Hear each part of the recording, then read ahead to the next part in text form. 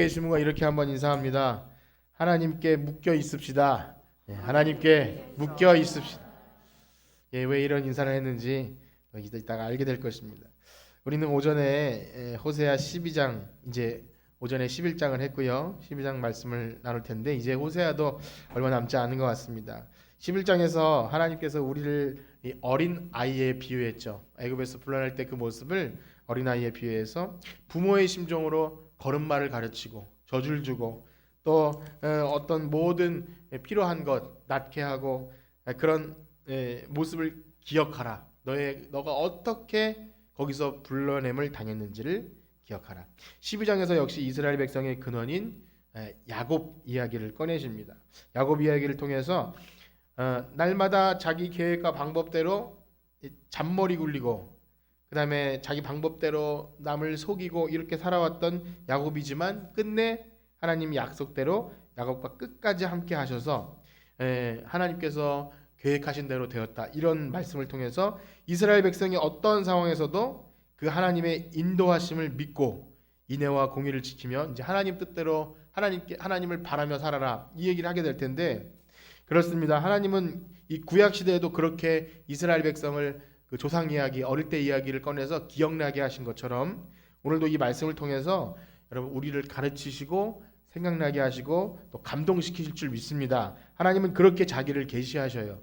그렇게 번쩍번쩍 빛나거나 특별한 이적이나 이런 거 아주 특별한 경우고 하나님 말씀과 선지자를 통해서 오늘날은 또 설교자나 아니면 여러분들이 말씀 묵상을 통해서 하나님 자신을 그렇게 계시하셔요. 그러므로 오늘 이 시간 말씀을 통해서 비록 이 부족한 설교자이지만 오늘 이 설교 말씀을 통해서 하나님께서 우리를 향해서 알게 하시고자 하는 것, 하나님이 우리들에게 알고자 하시는 그 하나님의 마음과 뜻과 계획을 우리가 바로 알아서 이 시간 주님께 드려야 될 것이 무엇인가, 우리가 이 땅에 살아가면서 어떠한 마음을 가지고 살며 하나님께 우리의 삶을 올려드릴 것인가를 여러분 다짐하시는 여러분들 되시기를 간절히 축복합니다. 자, 그럼 호세아 오늘 12장인데요. 사실 11장 마지막 절인 12절에서부터 1절, 2절이 이렇게 연결이 됩니다. 11장은 11절로 맞춰지고요. 그래서 이 시간 11장 12절에서 12장 2절까지 세 절을 한번 다 같이 읽어보도록 하겠습니다. 11장 12절에서요. 시작. 에브라임은 거짓으로 이스라엘 족속은 속임수로 나를 에워쌌고 유다는 하나님 곧 신실하시고 거룩하신 자에게 대하여 정함이 없도다. 에브라임은 바람을 먹으며 동풍을 따라가서 종일토록 거짓과 포악을 더하여 아수르와 계약을 맺고 기름을 애굽에 보내도다. 여호와께서 유다와 논쟁하시고 야곱을 그 행실대로 벌하시며 그의 행위대로 그에게 보응하시리라. 아멘. 이제 오늘 방금 읽은 내용 속에서 거짓, 속이는 자, 그 다음에 아수르와 계약을 맺고 기름을 애굽에 보내는 이런 어떻게 보면은 좀 얍삽한 모습 때문에 이 얘기를 야곱 이야기를 하려고 이 얘기를 시작하는지 몰라도 뭔가 이렇게 전주곡처럼 이야기하고 있습니다. 이미 11장을 통해서 하나님은 내가 너를 어떻게 불러냈고 키웠는데 내가 너를 어떻게 버리겠느냐, 그 다음에 회복을 말씀하시기 때문에 이제 쭉 회복 이야기를 하시면 되는데 어찌 보면 다시금 요 11장 읽으신 12절에서 또 12장 2절까지의 내용은 또 이렇게 뭔가 정함이 없고 속이고 신실하지 못한 야곱을 막 질타하시면서 그의 행위대로 그에게 보응하리라, 그러니까 벌 주겠다 이런 말씀을 하시니 약간은 또 뭐랄까요, 회복시키신다고 하셨다가 벌 주신다고 하셨다가 그러니까 이 뭐지? 라는 생각이 들 수 있는데 그러나 이제부터 살펴볼 말씀을 보면요, 지금 하시는 말씀은 요 다음에 할 이야기를 하기 위한 어떤 서론 혹은 전주곡 같은 내용이에요. 그래서 이제까지 등장한 에브라임, 유다, 이스라엘 백성을 그렇게 칭할 때 에브라임, 유다 이렇게 하다가 2절 마지막에는 누가 등장하죠? 야곱 등장합니다. 창세기에 이미 마친 인물 야곱이 왜 등장할까? 여러분 기억하실지 모르지만 바로 이스라엘이라는 그 이름이 야곱의 이름을 하나님이 바꿔주신 이름이에요. 여러분 그 정도는 아시잖아요, 그렇죠? 이스라엘, 에브라임 했던 지금 호세아가 막 선포하는 그 하나님을 멀리 떠났다 음란한 그 백성이 이스라엘이라는 이름이 정체성을 붙이는 것은 곧 야곱으로부터 출발하는 것입니다. 그러니 오늘 야곱 이야기를 좀 함께 나누게 될 것 같습니다. 한번 3절 말씀 읽어보실까요? 3절입니다. 시작. 야곱은 모태에서 그의 형의 발뒤꿈치를 잡았고 또 힘으로는 하나님과 겨루되. 만약 오늘 교회 처음 나오신 분이라면 이게 도대체 또 무슨 내용인가 하고 의아하실 수가 있어요. 무슨 발 뒤꿈치를 잡았고. 근데 우리는 잘 알죠. 이 야곱이라는 인생의 이야기를 통해서 호세아가 설교 말씀처럼 할 거예요. 이 3절에서 5절까지 야곱의 삶을 굵직굵직한 내용만 이렇게 담고 6절에서 결론처럼 그래서 이렇게 해라 라고 설교하듯이 얘기할 텐데 우린 너무나 잘 알고 있죠. 야곱하면 태어날 때부터 벌써 뭔가 얍삽하고 속이고, 그래서 형이 먼저 태어나는 걸 이기고 싶어서 발뒤꿈치를 잡고 태어났다는 그 유명한, 그래서 그 이름이 속이는 자 야곱입니다. 그런데 지금 이 우상을 섬기고 있고 벌을 받는 만신창이가 되어 있는 이스라엘 백성이 바로 이 야곱에서 출발한다는 거예요. 야곱의 이름이 바뀌어서 하나님이 이스라엘로 바꿔주셨죠. 하나님과 겨루어 이겼다. 사실 이 이름을 매일 쓰면서 진짜 이긴 건지 안 이긴 건지, 뭐 이기라고 하는 건지 잘 모르겠지만 오늘 말씀조차가 그렇습니다. 야곱이 잘 살았다는 건지 못 살았다는 건지. 자, 그러므로 야곱의 일생은요, 하나님과 이스라엘 민족 그리고 오늘날 신앙생활하는 우리에게 너무나 중요한 교훈과 모델이 됩니다. 잘 살아서가 아니라 지지부진하고 뭔가 갈팡질팡했지만 그 속에서 하나님이 절대 그를 놓지 않고 기억나게 하셨다는 것.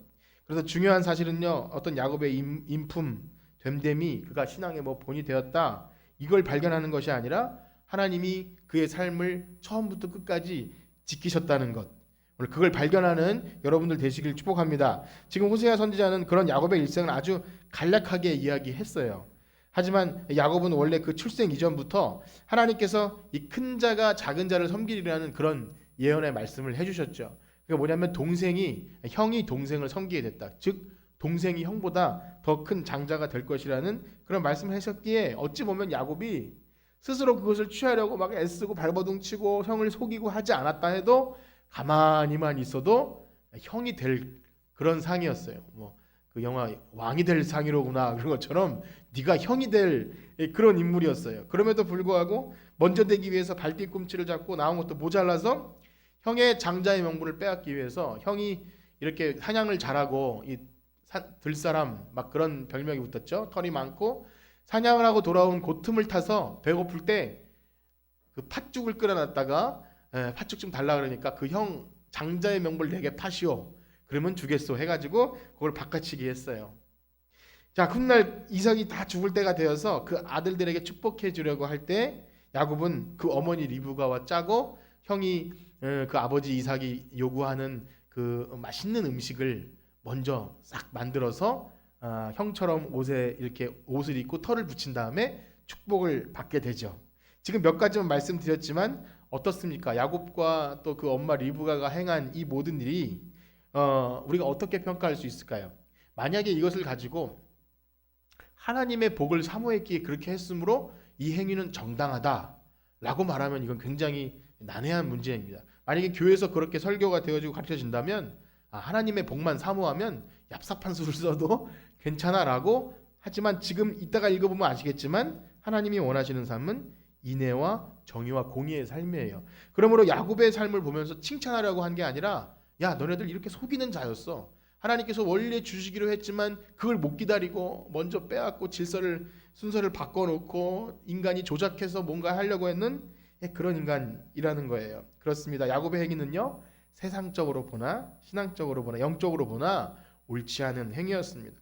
만약에 형이 그걸 소홀히 여겼으니까 야곱이 뺏어오는 건 당연해, 이런 식으로 정당화할 수 있는 게 아니라는 거예요. 그래서 결국 야곱은요, 복을 빼앗으면 잘 살 수 있을지 알았지만 그 결국이 어떠했나요?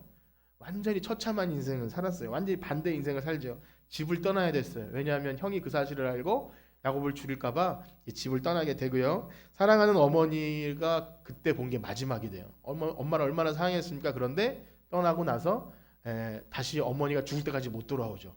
우리가 창세기를 했으니까 대충해도 다 아시겠죠? 너무나 유명한 내용이에요. 또 외삼촌 라반의 집에서 혹독한 노예 생활을 했어요. 거기서 아내를 얻으려고 했는데 원래는 라헬을 사랑했잖아요. 근데 외삼촌 라반에게 이번엔 속죠. 그래가지고 레아를 먼저 들여보내서 이렇게 속여서 그럼 7년 더 일해라. 그래가지고 얻게 됩니다. 어쨌든 아내를 얻었고 자식도 얻었지만 긴 세월 일을 했는데 야곱에게 남은 건 아무것도 없었어요. 그냥 그 외삼촌네 집 재산을 불려주기 위해서 노동력을 제공한 것에 불과했어요. 그러니까 혹독한 우리가 실제로 성경에 몇 살이라고 나오지 않았지만 계산해 봤더니 야곱이 집단할 때 나이가 70 정도 됐다 그랬어요. 굉장히 생소하죠. 그런데 그때부터 그 바로 앞에 설 때가 135세인가요? 그러니까 굉장히 엄청난 고생을 해서 늙어서 그 험악한 나그네 인생이라고 말할 정도로 노동과 또 빼앗음과 그런 인생을 살았어요. 자, 우여곡절 끝에 야곱은 외삼촌 집에서 라반의 집에서 도주를 해 나오긴 합니다. 그때 하나님이 라반의 양들보다 야곱의 양들을 더 많게 복을 주셔서 가지고 나와요. 그러니까 재산을 가지고 나온 것조차 야곱이 뭘 잘해서 그런 것이 아니라 야곱이 방법을 쓰긴 씁니다. 그냥 말도 안 되는 방법. 뭐 양이 이렇게 교배를 할 때 뭐 버드나무, 그다음에 살구나무 이렇게 얼룩덜룩한 나무 앞에서 아이를 그 양을 임신하면 그런 양이 나오게 해서 그것을 갖게 했는데 뭐 과학적으로도 그렇고 별로 그래요. 그런데 하나님이 공평하지 못한 라반의 손에서 뺏어서 야곱에게 주신 거죠. 그러니까 하나님의 은혜 없이는 가능할 수 없던 일이에요. 그러나 그렇게 고향으로 돌아가 자유로운 삶을 살 줄 알았죠. 이제 아내도 얻었고 가산도 있고 해서 돌아오는데 그 모든 재물, 자 그런데 돌아오면 누가 기다리고 있습니까? 그 형 에서, 그 자기를 속이고 그렇게 분통해서 죽이려고 작정했던 그 에서가 딱 버티고 있는데 가보니까 돌아가는 길에 400명을 거느리고 야곱을 이제 어떻게 뭔 말은 안 나와요. 죽이려고 했는지 맞이하러 나온지 모르지만 400명을 이끌고 나오는 그 소식에 야곱이 너무나 두려웠습니다. 오늘 그 얘기가 핵심인데요. 그렇게 두려움에 사로잡힌 야곱은 여기서 또 한 번 자기가 꾀를 또 냅니다. 야곱은 뭔가 술수를 쓰길 좋아해요. 그래서 먼저 형을 만나기 전에 자기 재산을 이렇게 몇 대로 나눕니다. 그 다음에 맨 앞에 누구를 세우는지 기억나요? 맨 앞에 바로 별로 안 좋아하는 레아와 자식들을 맨 앞에 세워요. 그리고 중간에 라헬과 자식들을 세우고 자기는 맨 뒤에 서 있다가 계획이 먼저 형이 앞에를 치면 우린 도망가리라. 그러니까 끝내 꼼수와 그 비겁함, 그 아들들이 어떻겠어요?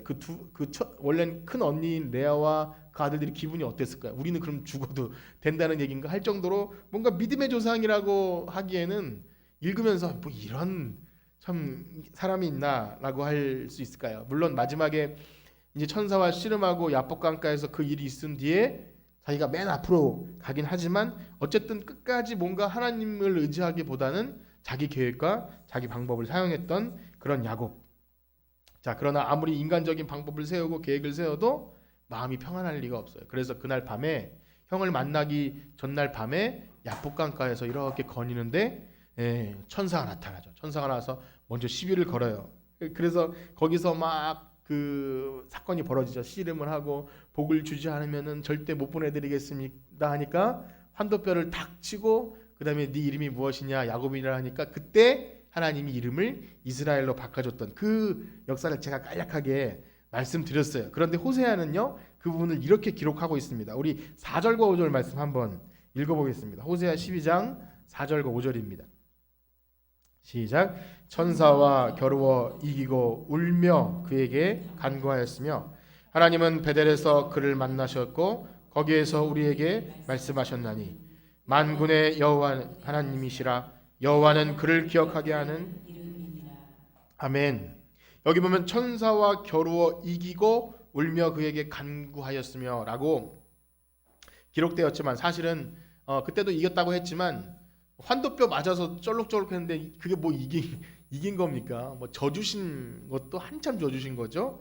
거기다 여기서 울며 간구했다고 했지만 그런 내용은 사실 그때 창세기에는 나오지 않았어요. 그러니까 이게 뭐냐면 야곱이 뭔가 힘이 있어서 이기거나 아니면 막 울면서 밤새 간구해서 복을 얻어냈다 이 얘기가 아닌 거죠. 하나님이 하시고자 하면 그렇게 하신다는 것을 보여준 거예요. 왜냐하면 호세아가 여기 그 야곱이 울며 간구한 이야기 뒤에 무슨 얘기를 하죠? 베델에서 나타나셔서 야곱이 조상들에게 해주신 그 말씀을 상기시켜 주는 거예요. 그렇습니다. 야곱이 아무것도 없이 쫓겨서 고향으로 갈 때 우리는 야곱이 어디서 돌베개를 베고 잤는지 기억할 거예요. 그곳이 어디죠? 베델이에요. 베델.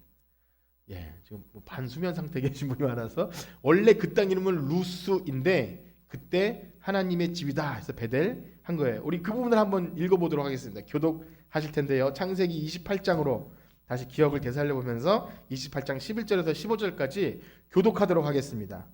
28장 11절에서 15절 제가 먼저 읽을게요. 한 곳에 이르러는 해가 진지라 거기서 유숙하려고 그곳에 한 돌을 가져다가 베개로 삼고 거기 누워 자더니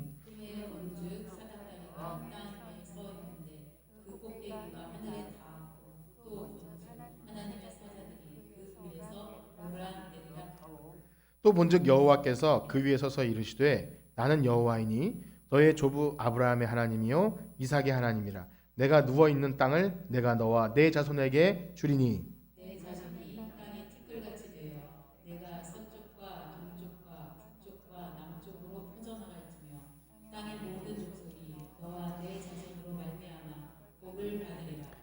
다 같이 읽겠습니다. 내가 너와 함께 있어 내가 어디로 가든지 너를 지키며 너를 이끌어 이 땅으로 돌아오게 할지라 내가 내게 허락한 것을 다 이루기까지 너를 떠나지 아니하리라 하신지라. 아멘. 우리 야곱의 돌베개 기억하실 것입니다. 그때 나왔던 이야기가 바로 이야기예요. 무엇이냐면 야곱이 열심히 일해서 돈을 모은 것도 아니고 막 속이고 빼앗아서 부자가 된 것도 아니고 잔머리를 써서 형의 용서를 받아내는 것도 아니고 이미 하나님께서 그에게 약속하신 대로 나는 네 조상의 하나님이니까 너에게 이 땅을 주고 너희 자손들이 복을 받고 어디로 가든지 내가 지키고 이 땅으로 돌아오게 할 것이야. 이 베델의 약속을 하나님이 그 야곱이 자기 방법을 써서 이리 갔다 저리 갔다 했지만 우여곡절 끝에 하나님이 약속하신 것을 이루시겠다는 그 약속을 이루신다는 거예요. 야곱은 자기가 발뒤꿈치를 잡고 나왔고 양자의 명분을 빼앗고 막 밤에 잘 도주를 했고 양을 어떻게 했고 또 형을 용서받기 위해서 어떻게 그런 방법을 썼다고 생각하지만 지금 보니까 하나님이 다 하신 것이라는 것을 야복강가에서 깨달았다는 것입니다. 그러니까 야곱의 중요한 인생의 순간순간 하나님은 그것을 기억하게 하신 거예요. 아무리 말해도 못 알아듣고 약속을 해줘도 그걸 그냥 얍삽하게 나는 부자가 되겠구나 뭐 이런 야무진 꿈만 가졌던 야곱에게 인생의 그런 쓰디쓴 순간을 지나게 하시면서 하나님의 약속이 무엇인지를 점점 명확하게 알아가는 거죠. 그래서 호세아는요 야곱의 이 일생 이야기를 통해서 작은 결론을 맺습니다. 우리 6절 말씀을 읽어보겠습니다. 6절 호세아 12장 6절입니다. 시작. 그런즉 너의 하나님께로 돌아와서 인애와 정의를 지키며 항상 너의 하나님을 바랄지어다. 아멘. 즉 호세아는 지금 이스라엘 백성들이 포로에서 돌아오는 것도 이스라엘 백성이 지금 사실은 아수르의 포로로 간 상태나 마찬가지예요. 거의 마지막 단계인데 그러나 포로에서 돌아오게 하실 거야. 그런데 그 돌아오는 것도 또 역사를 타고 올라가서 야곱이 고향에 돌아오는 것도 또 이스라엘 백성이 애굽에서 가나안 땅에 돌아오는 이 모든 것이 하나님의 약속대로 되는 것임을 알게 해주는 것입니다. 그렇게 하나님께로 돌아와서 해야 될 일이 뭐라고 하십니까? 여기서 보면 인애와 정의를 지키며 항상 너의 하나님을 바랄지어다. 그러니까 돌아오는 목적이 잘 먹고 잘 사는 거 맞아요. 그런데 세상적으로가 아니라 하나님이 기뻐하시는 하나님 백성이 인애와 정의를 지키며 하나님만 바라고 살아가는 거예요. 즉 야곱의 인생을 이렇게 설명한 이유가 그거라는 거예요. 인애와 정의를 지키며 항상 너의 하나님을 바랄지어다. 그런데 좀 이상하죠. 아까 말씀드린 대로 야곱은 뭔가 인애와 정의 이거 좀 비슷한 삶을 살았습니까? 그렇지 않은 것 같아요. 뭔가 속이고 편법 쓰고 그다음에 뭔가 이렇게 좀 당하기도 하지만 또 골탕도 먹이고 뭔가 지금 호세아는 야곱 이야기를 통해서 이스라엘 백성에게 교훈이 될 만한 그런 일을 이야기를 해줘야 되는데 별로 모범이 되지 않는 것 같아요. 하나님께서 뭔가 이렇게 믿음의 조상이라면 좀 그럴듯한 인물을 세워놓고 이렇게 하면 얼마나 좋겠습니까? 너희 조상은 야곱은 얼마나 이렇게 했는데 이스라엘의 백성 너희는 왜 이러냐? 라고 하면 좋은데 뭔가 좀 고개를 갸우뚱해요. 왜냐하면 오전에 말씀드린 바와 같이 야곱도요 지긋지긋하게 변하지 않는 인생인 것 같아요. 우리가 창세기를 볼 때 저도 이 혀를 내둘러서 끝까지 죽을 때까지 야 대단하다. 고쳐쓰기 힘든 인생이었어요. 자신도 아버지의 편애 때문에 상처를 입고 살았으면서도 그 아들들 중에서 요셉만 사랑해서 다른 형들로 하여금 막 화가 나게 하고 요셉을 미워하게 하지 않습니까? 자기가 얼마나 그 열등감에 살았어요. 동생이고 아버지는 에서만 이뻐하니까 동생인 야곱이 얼마나 서러웠겠어요. 그러면 다른 형제의 마음이 어떻겠구나를 알아야 인애와 정의와 이런 건데 또 자기는 자기가 사랑하는 라헬의 아들인 요셉만 사랑해요. 상처를 주다 보니까 또 살면서 중간중간 하나님을 만나서 하나님과 관계가 회복된 것 같은데 그렇지도 않아요. 계속 요셉만 사랑하니까 나중에는 어떻게 되죠? 그 형들이 요셉을 팔아버리지 않습니까? 형제들 간에 한 명을 팔아 사실은 죽이려고 했던 거잖아요. 그런 잔혹한 상황을 맞닥뜨리게 되는 것입니다. 그리고 나서도 원망을 자신이 아닌 내가 잘못해서 그랬다가 아니라 이 녀석들이 그렇게 했다고 그렇게 해요. 그 대표적인 사건이 뭐냐면 좀 전의 이야기인데 그 형과 화해를 한 다음에 그냥 가나안 땅으로 갔으면 좋았을 텐데 뭔가 좀 좋은 땅을 찾기 위해서 돌아다니다가 그 딸 디나가 그 세겜 족속의 추장의 아들에게 강간당하는 사건이 있었어요. 그러니까 그 형들이 열받아서 시므온과 레위가 그러면 우리 딸들과 결혼하려면 너네들 다 할례 받아야 돼. 그렇게 속여놓고 할례를 시킨 다음에 어떻게 했죠? 가서 다 죽여버린 거예요. 그러니까 야곱이 어떻게 얘기합니까? 오늘 그 부분 한번 읽어볼까요? 34장 30절에요. 창세기 34장 30절. 이 나라는 게 얼마나 많이 나오는지 한번 세워보십시오. 시작. 야곱이 시므온과 레위에게 이르되 너희가 내게 화를 끼쳐 나로 하여금 이 땅의 주민 가나안 족속과 브리스 족속에게 악취를 내게 하였도다. 나는 수가 적은즉 그들이 모여 나를 치고 나를 죽이리니 그러면 나와 내 집이 멸망하리라. 그때도 읽으면서 참 어떻게 이럴 수가 있을까? 지금 아픈 건 누구죠? 강간당한 딸 디나. 그 다음에 그 복수한 게 기분이 좋았겠습니까? 그럼 뭔가 진상을 파악하고 뭔가 위로해주고 왜 그랬냐 혼내지만 이래야 되는데 그게 중요한 게 아니라 지금 내가 지금 힘들어 죽겠다 이거. 너희들 왜 그 모양 그따구로 해서 나를 이렇게 지치고 힘들게 난 이렇게 되느냐? 그러나 순간 이렇게 참 믿음의 조상이라고 할 만큼 그래요. 그런데 이런 겁니다. 그런 순간들을 맞을 때마다 야곱이 보였던 반응들이 유치하지만 속이고 잔머리 굴렸던 그 인생 속에서 전능하신 하나님이 그에게 나타나셔요. 순간순간 나타나서 다시금 자기를 만나주셨던 하나님께로 돌아오겠다는 약속을 또 해주십니다. 그래서 하나님은 그러한 순간들 속에 찾아오셔서 자신의 이름을 약속을 기억하게 해주세요. 참 신실하시죠? 우리 그 부분을 한번 읽어보겠습니다. 창세기 35장 1절에서 3절입니다. 35장 1절에서 3절 시작. 하나님이 야곱에게 이르시되 일어나 베델로 올라가서 거기 거주하며 내가 내 형 에서의 낯을 피하여 도망하던 때에 내가 나타났던 하나님께 거기서 제단을 쌓으라 하신지라. 야곱이 이에 자기 집안 사람과 자기와 함께한 모든 자에게 이르되 너희 중에 있는 이방 신상들을 버리고 자신을 정결하게 하고 너희 의복을 바꾸어 입으라. 일어나 우리가 올라가자. 내가 환난 날에 내게 응답하시며 내가 가는 길에서 나와 함께 하신 하나님께 내가 거기서 제단. 아멘. 그러니까 하나님이 나타나셔서 너 창세기 28장에서 그 베델의 하나님이 그 오랜 세월 동안 야곱과 한 번도 떠나지 않고 함께 하시다가 지 맘대로 이렇게 실패하니까 또 나타나셔서 야 베델로 올라가라. 네가 환난 날에 응답하시며 내가 환난길에 가신 그 하나님께 다시금 가서 제단을 쌓는다 해서 이 베델이 두 번 등장하지 않습니까? 첫 번째도 귀하지만 또 실패하고 돌아와도 하나님 받아주시는 그 베델. 그러니까 하나님은 위기의 순간에도요 자신의 백성이 자신을 잊어버리지 않도록 나타나셔서 무언가 기억나게 해주셨다는 거예요. 그래서 야곱은요 그 하나님의 인도하심 때문에 항상 자기가 어떤 존재임을 다시 기억해냈어요. 나는 원래 둘째였지. 나는 원래 속이는 자였고 나는 원래 실패해서 원래 죽을 수밖에 없는 사람인데 하나님이 여기까지 나를 인도하셨구나. 다시 베델로 올라가겠다. 하나님 저 다시 한번 도와주세요. 이런 마음을 계속 끊임없이 가졌다는 거예요.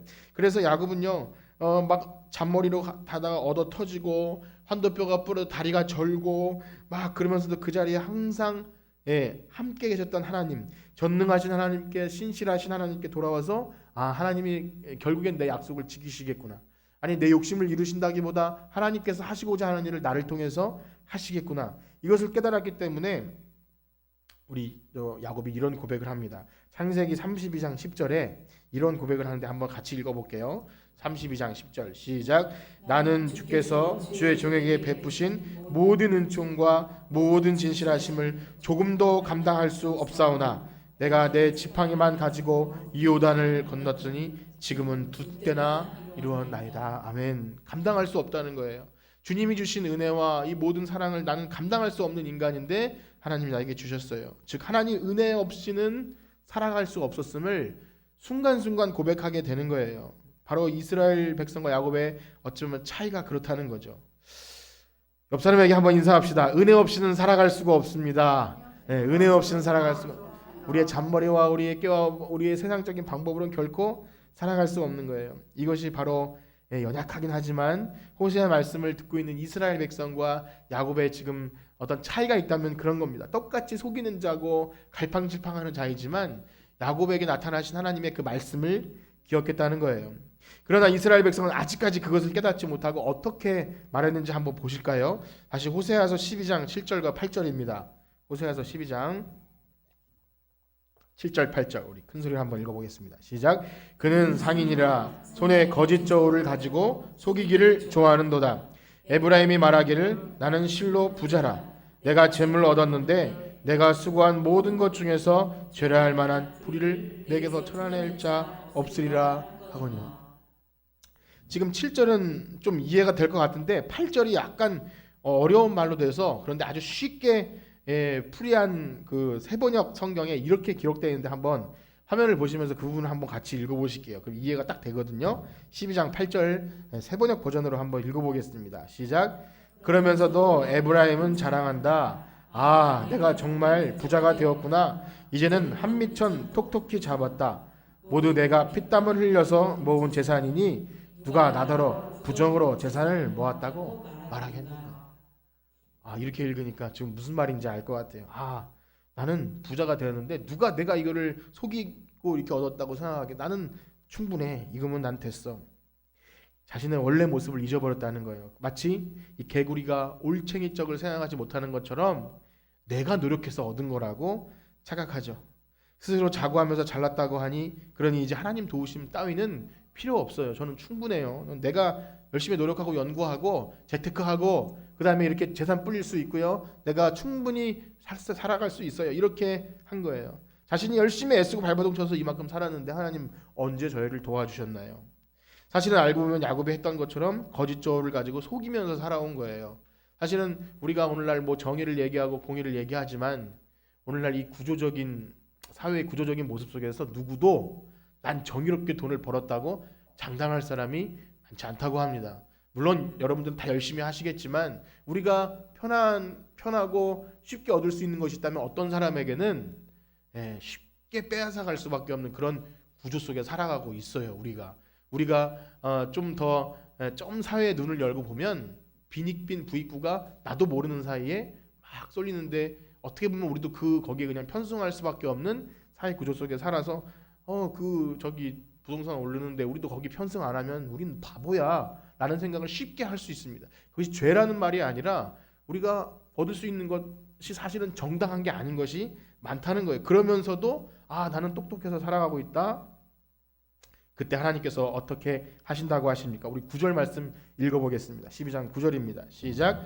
내가 애굽 땅에 있을 때부터 나는 내 하나님 여호와니라. 내가 너로 다시 장막에 거주하게 하기를 명정날에 하던 것 같이 하리라. 이게 무슨 말이냐면 사실 이스라엘 백성에 있어서 이 장막이라는 것은요, 힘들고 어려운 광야 생활이지만 그것은 그들에게 있어서 하나님이 함께 하심을 극명하게 볼 수 있는 그런 자리였어요. 그래서 이스라엘 백성은 초막절을 지내면서 그 천막을 쳐놓고 힘들고 어렵지만 하나님이 우리를 이렇게 광야에서 먹여 살리셨어. 그것을 경험하는 그 명절 이야기를 하고 있는 거예요. 그런데 여기서 명절날에 하던 것 같이 만들어버리면 큰 문제인 거예요. 이게 무슨 말이냐면 뭐 전에 TV에서 이런데 저는 뭐 전쟁을 겪지 않았지만 6.25 때 먹던 음식 먹는 어떤 행사 혹은 보릿고개 때 어떤 음식 옛날에 앉으신 여러분 어르신들이 했던 것을 추억하는 걸 이렇게 하지 않습니까? 어떻게 저런 걸 먹었을까 하면서 뭐 먹어보기도 하고 했는데 이거는 저기 명절 같은 거죠. 기념하고 우리가 다시는 전쟁이나 이런 걸 겪으면 안 되겠다는 생각을 하게끔 하지만 지금 무슨 말이에요? 진짜 그때로 돌아가게 하면 이건 극악의 상황이잖아요. 아주 처참한 상황이잖아요. 재미로 취미로 그때 먹었던 음식을 먹는 게 아니라 진짜 아무것도 없게 되면 그렇게 된다 할 때 이 얼마나 비극이고 슬픈 일입니까? 근데 하나님이 그렇게 하신다는 거예요. 초막절의 명절처럼 즐겁게 하는 게 아니라 진짜 그날로 돌아가게 하시는 뭐죠? 역사를 잃어버린 민족에게 미래가 없듯이 하나님의 은혜를 잊어버리고 자기가 잘났다고 살아가는 그 인생들의 끝은 하나님이 멸망하시고 심판을 주신다는 거예요. 그런데 신기한 사실은요, 그 심판조차도 하나님을 기억하게 하는 과정이라는 거예요. 참 이게 어렵습니다. 어떤 사람은 그 가운데 많이 죽었을 것이고 하나님을 원망한 사람도 있었을 거 하신데 결국 포로로 잡혀가는 그 과정조차 하나님이 하심을 알게 하신대요. 그래서 10절에서 14절은요. 그렇게 역사 속에서 선지자들을 보내서 이상과 비유로 가르치고 보호하시고 한 그런 선지자 모세 이야기겠죠. 모세를 보내서 인도하셨고 그 많은 것을 말씀하셨지만 돌아오는 사람이 한 사람도 없는 안타까운 상황. 그래서 수치를 그에게 돌리실 거라고 우리가 그 부분을 읽지 않았지만 수치를 그에게 돌리실 거래요. 그들이 그렇게 하나님을 떠난 그 삶의 대가로 수치를 돌릴 거예요. 하나님 다시 심판입니까? 그런데요, 말씀드린 대로 속마음은 여전히 뭡니까? 돌아와라. 이제 돌아와라. 제발 돌아와라. 그 말씀을 하시는 거예요. 여러분 그 하나님의 음성을 이해하시길 축복합니다. 만약에 진짜 엇나간 자식이면 그래 알았어요. 버리세요. 우리는 그냥 심판 받을래요. 라고 하는 건 진짜 어린 자식이지만 하나님이 그렇게 말씀하실 때 돌아가야지. 내가 하나님의 은혜를 잊었구나. 그렇게 돌아가는 우리가 되길 축복합니다. 그래서 오늘 말씀을 마지막으로 이 말씀을 드리고 마치길 원하는데요. 오늘 호세아는 야곱의 이야기를 통해서 반드시 말씀대로 돌아오겠다고 하셨던 하나님을 기억하여 인애와 정의를 지키며 너의 하나님을 바랄지어다 그렇게 말씀하셨어요. 바랄지어다. 그런데 여기 바랄지어다라고 하는 그 히브리어가 뜻이 뭐냐면 기다리라 또는 함께 묵다라는 뜻이에요. 기다리라 함께 묵다. 이거 적어놓으셔도 좋아요. 다른 것 의지하지 말고 주님과 함께 나를 꽁꽁 묵고 그 아까 부른 찬양처럼 주께 묶인 나의 모든 삶 버티고 견디게 하시네. 그러니까 우리가 현실을 지날 때 뭔가 하나님을 믿는다고 했을 때 막 뻥뻥 뚫리고 잘 돼야 하나님 함께 하시는 것이 아니라 지지부진하고 엎치락 뒤치락 해도 주께만 묶여 있으면 하나님이 끝내 인도하실 거라는 것입니다. 그러나 현실은요, 하나님을 기다리지 못하게 해요. 야곱도 자기 방식대로 여러 가지를 하다가 실패했고 얻어터지고 슬픔을 겪었던 것을 볼 때 우리가 야곱은 도대체 왜 저럴까? 하나님 베델에서 한번 만나 주셨으면 끝까지 가야 되는 건 아니야? 이렇게 생각하기 쉽지만 여러분 우리도 우리 현실을 돌아볼 때 얼마나 많은 기다리지 못함이 있습니까? 현실은요 우리를 하나님을 믿고 바라고 묶여있지 못하게 만들어요. 인애와 정의와 긍휼과 자비의 삶을 살지 못하게 합니다. 왜 그렇습니까? 신앙인들이지만 편법을 써야 될 것 같아요. 약자를 보호하거나 그런 것보다 교회도요 세상의 어떤 그런 자본이나 그런 그 발전의 성장 법칙처럼 교회도 그렇게 성장해야 하나님의 복을 받은 것이라고 착각하기가 쉬워서 그렇게 성장 지향으로 가기도 합니다. 정직한 것은 바보 소리를 듣고 미련하다는 소리를 들을 때 하나님을 기다릴 수가 없어요. 하나님의 일하심과 하나님의 역사하심을 기다리지 못하고 우리의 방법을 쓸 수밖에 없습니다. 그러면 어떻게 하나님을 기다릴 수 있을까요? 그 보이지 않는 하나님의 역사하심을 어떻게 기다립니까? 하나님의 백성은요 깨지고 터지고 넘어져도 울고 실수하는 그런 과정 속에서도 하나님을 찾게 되어 있는 줄 믿습니다. 그것을 경험하는 거예요. 그 과정 속에서 진정 하나님을 신뢰해 나가는 겁니다. 믿음에 이르는 것처럼 끝내 하나님의 약속을 붙들 때 하나님이 우리를 끝내 의로운 길로 인도하시겠구나. 돌아오게 하시겠구나. 예수님은 그렇게 말씀하셨죠. 내가 너희와 항상 함께 하겠다. 내가 너희를 위해 처소를 예비하러 가겠다. 그 말씀을 믿고 살아가는 거예요. 그렇게 하늘 소망을 두고 살아갈 때 이 땅의 것을 우리가 타협하거나 하나님을 기다리지 못하게 하는 내 방법대로 살지 않게 될 것입니다. 그럴 때 그렇게 해야 기다릴 수 있는 거예요. 하나님의 인애와 정의, 그 바보 같은 짓이야. 그렇게 살면 손해봐. 그게 아니라 하나님 나라의 것이 진짜임을 알기에 이 땅에서 손해가 있을지라도 견디며 버티는 거죠. 자, 반대로 아무것도 얻는 것이 없다 할지라도 그것 때문에 좌절하거나 슬퍼하지 않아요. 왜냐하면요, 우리가 보이는 이 현실은 전부가 아니에요. 야곱이 마지막에 바로 앞에 섰을 때 이 나그네 길, 험악한 인생 길이라는 표현을 씁니다. 그러니까 우리는 나그네 길 가는 겁니다. 다시 한번 옆에 계신 분과 인사합시다. 우린 나그네 길 가는 겁니다. 예, 졸더라도 뭐 피곤하시더라도 질질 끌려서라도 나그네 길 가면 되래요. 우리의 신앙생활의 모습은요, 사실 이렇다 할 정석은 없는 것 같아요. 이렇다 할 정석, 어떤 성자의 모습, 아니면 정말 지지부진하게 간신히 신앙생활하는 모습이라 할지라도 우린 누구도 그의 삶을 평가하거나 하나님이 저 사람 진짜 함께하는 것 같아, 혹은 저 사람은 신앙생활 제대로 못해 할 수 없는 것은 하나님이 이런 모습 저런 모습으로 우리를 이끌어 가실 거예요. 그렇습니다. 우리의 삶에 이렇다 할 정석이 없어요. 왜냐하면 하나님은요, 집 나간 아내도 되찾아오시고 말 안 듣는 자식도 결코 버리지 않고 찾아오시는 분이신 줄 믿습니다. 그래서 우리 이 부분을 다시 한번 읽어보고 찬양할 텐데요. 호세아 12장 6절입니다. 호세아 12장 6절 시작. 그런즉 너의 하나님께로 돌아와서 인애와 정의를 지키며 항상 너의 하나님을 바랄지니라. 아멘. 우리 찬양 드리겠습니다. 어느 곳에 있든지 주를 바라고 주를 섬기는, 오늘도 실망시키지 않고 하나님 우리를 찌질한 우리를 보살펴 주셔서 여기까지 인도하신 하나님, 우리가 우리 계획과 내 방법과 그것 아니라 하나님을 바라고 하나님께서 역사하심을 기다리게 해 주시옵소서. 우리 그런 마음 가지고 이 찬양하시고 기도하고 마치겠습니다.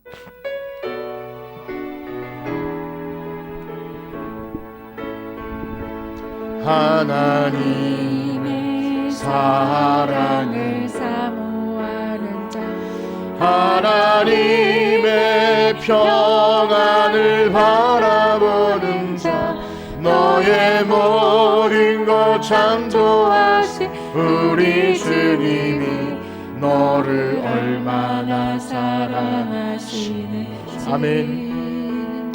하나님께 찬양과 경배하는 자, 하나님의 선하심을 닮아가는 자, 너의 모든 것 창조하신 우리 너를 자녀 삼으셨네. 너를 자녀 삼으셨네. 아멘. 하나님 사랑의 눈으로, 하나님 사랑의 눈, 너를 어느 때나 바라보시고, 너를 어느 때나 바라보시고, 하나님 인자한 귀로서, 하나님 인자한 귀로서 언제나 너에게 기울이시니. 아멘. 어두움에 밝은 빛을 비춰주시고, 너의 작은 신음에도 응답하시니, 너는 어느 곳에 있든지 주를 향하고 주만 봐. 하나님 사랑의 눈으로 너를 어느 때나 바라보시고, 하나님 사랑의 눈, 아멘. 너를 어느 때나 바라보시. 하나님 인자한 귀로서, 하나님 인자한 귀로서 언제나 너에게 기울이. 아멘. 너는 어느 곳에 있든지 어둠에 밝은 빛을 비춰주시고, 너의 작은 신음에도 응답하시니, 너는 어느 곳에 있든지 주를 향하고 주만 바라볼지라. 주만 바라볼지라.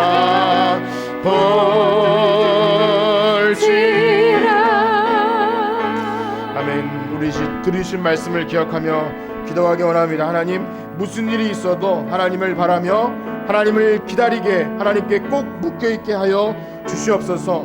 그리고 나의 가는 이 나그네 길에서 세상 것 의지하지 않고 나의 잔꾀와 나의 방법과 나의 혈기대로 하는 것이 아니라 언제나 하나님의 은혜와 공의와 나의 삶에서 드러날 수 있는 그러한 하나님만 바라는 우리 모두가 되게 하여 주시옵소서. 주의 이름 성함으로 짓고 기도합니다. 주여 주여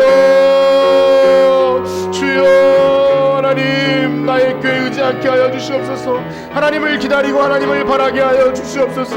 하나님 속이는 자처럼 이리 갔다 저리 갔다 저 강대국 의지했던 이스라엘 백성처럼 그렇게 살아가는 것이 아니라 하나님만 바라고 의지하게 하여 주시옵소서. 세상의 것 의지하지 아니하고 하나님 말씀대로 살아갈 때 지금은 당장 힘들고 어렵고 하나님 바보 되는 것 같고 하나님 내가 지금 너무나 미련해 보이는 것 같아도 오직하게 하나님 말씀 붙들고 갈 때 끝내 승리를 경험하게 하시며 하나님 말씀대로 하나님 주님이 원하시는 대로 될 줄 믿습니다. 하나님 이 땅에서 우리가 하나님 세상이 원하는 그러한 부와 명예와 성공을 얻는 것은 아무것도 아닙니다. 우리는 하나님 나라 바라보는 주님의 백성들이고 이 땅의 것은 나그네의 길로 살아가는 것입니다. 하나님 이 땅에 살아가는 동안 세상의 것 의지하지 아니하고 하나님 나라를 바라보고 약속 붙들고 살아가게 하여 주시옵소서. 하나님 주님의 귀한 백성들이 한 주간 살아갈 동안도 하나님 그러한 말씀 잊지 않고 살아가길 소원합니다. 말씀 속에서 위로를 얻고 말씀으로 말미암아 하나님 나라를 소망하며 바라볼 수 있는 하나님 주님의 귀한 백성들로 살아갈 때 하나님 복 주시고 성령으로 충만히 역사하여 주시고 하나님의 나라 갈 때까지 힘과 능력으로 언제나 동원하여 주시옵소서. 우리 가운데 계신 성령님 주님의 말씀을 의지하오니 주님 역사하여 주시고 날마다 그 은혜 가운데 겸손하게 주의 뜻대로 살아갈 수 있는 우리 모두가 되게 하여 주시옵소서. 주님 감사합니다. 은혜로 함께하여 주시옵소서. 이제는 우리 주 예수 그리스도의 은혜와 하나님의 무한하신 사랑하심과 성령님의 교통하심이 하나님만 바라며 하나님께 꼭 묶여서 주의 말씀 의지하며 살아가기를 작정하는 성천교회 성도들 머리 위에 이제로부터 영원토록 함께 있을지어다. 아멘.